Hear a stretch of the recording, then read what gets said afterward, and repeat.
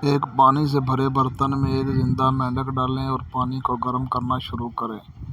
جیسے ہی پانی کا درجہ حرارت بڑھنا شروع ہوگا، مینڈک بھی اپنی باڈی کا درجہ حرارت پانی کے مطابق ایڈجسٹ کرے گا اور تب تک کرتا رہے گا جب تک پانی کا درجہ حرارت بوائلنگ پوائنٹ تک نہیں پہنچ جاتا۔ جیسے ہی پانی کا ٹمپریچر بوائلنگ پوائنٹ تک پہنچے گا تو مینڈک اپنی باڈی کا ٹمپریچر پانی کے ٹمپریچر کے مطابق ایڈجسٹ نہیں کر پائے گا اور برتن سے باہر نکلنے کی کوشش کرے گا، لیکن ایسا کر نہیں پائے گا کیونکہ تب تک مینڈک اپنی ساری توانائی خود کو ماحول کے مطابق ڈھالنے میں صرف کر چکا ہوگا۔ بہت جلد مینڈک مر جائے گا۔ یہاں ایک سوال جنم لیتا ہے، وہ کون سی چیز ہے جس نے مینڈک کو مارا؟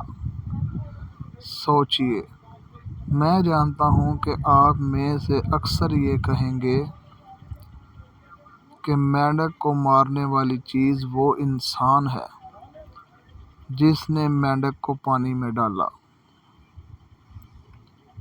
یا پھر کچھ یہ کہیں گے کہ مینڈک ابلتے ہوئے پانی کی وجہ سے مرا۔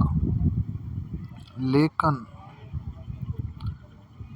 سچ یہ ہے کہ مینڈک صرف اس وجہ سے مرا کیونکہ وہ وقت پر جمپ کرنے کا فیصلہ نہ کر سکا اور خود کو ماحول کے مطابق ڈھالنے میں لگا رہا۔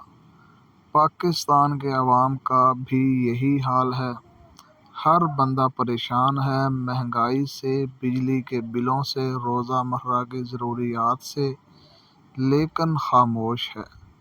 بس گردن جھکا کر انتظار میں ہے کہ ہمارا باڈی ٹمپریچر جب تک برداشت کرتا ہے کرتے رہو، کیونکہ بحیثیت قوم ہم غلام ہیں۔